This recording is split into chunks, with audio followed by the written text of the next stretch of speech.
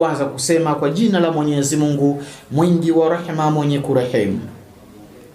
Tunasema njozi ya kwanza au nukta ya kwanza, tunasema mtu anapolala kisha akaota kuwa amebadilika na amekuwa jini. Yaani ukajiota tu umebadilika kutoka katika hali yako kibinadamu ukawa katika majimbile ya kijini, ukajihisi kama lizombi fulani tu hivi yani. Wenyewe wanaita zombi nenga huko. Liko kama lizombi fulani hivi. Basi njozi hiyo inakujulisha ya kwamba vitimbi vyako vitakuwa vikubwa sana. Vitimbi vyako vitakuwa ni vikubwa sana. Maana yake ni hivi: kama una uadui, we kazi yako kutembeza fitna, we kazi yako kutukana watu, we kazi yako kuwaharibia watu, we kazi yako kuwasengenya watu, we kazi yako kuwafanyia kadha wa kadha wanadamu, na ukaja kupata njozi hii, unaambiwa vitimbi vyako vitakuwa ni vikubwa sana. Maana yake hivyo, hayo unayofanya athari yake ni kubwa sana. Achana navyo vitimbi hivyo. Mwenyezi Mungu akunusuru sana kwa uweza wake na huruma yake. La ilaha illa Allah Muhammadur Rasulullah. Ama nukta ya pili ya mtu kuota njozi ya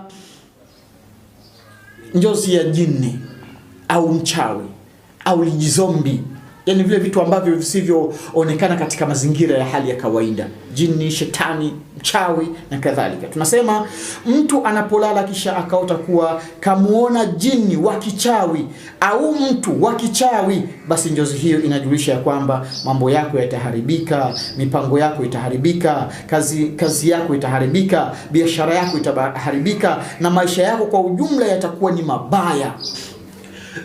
Wapo watu wanaolala anahisi kabisa pale kitandani kwake kuna jimtu limesimama, na anaona kabisa kwamba huyu ni mtu amesimama au ni jitu ambalo halieleweki limesimama. Basi bishara yako ni kama hiyo. Mwenyezi Mungu akuongoze hapo. Ushauri wangu, unatakiwa upate dua ambayo inaendana na njozi husika, namna gani ulivyoweza kuiota. Naamini kwa huruma yake Allah tabaraka wa taala utaondokana na mazonge hayo yanayokusumbua kwa utukufu wake. La ilaha illa.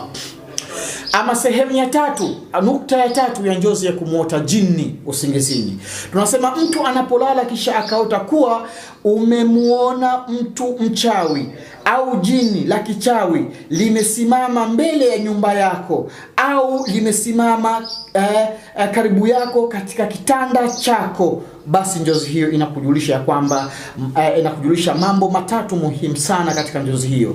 Jambo la kwanza, unajulishwa utapata hasara.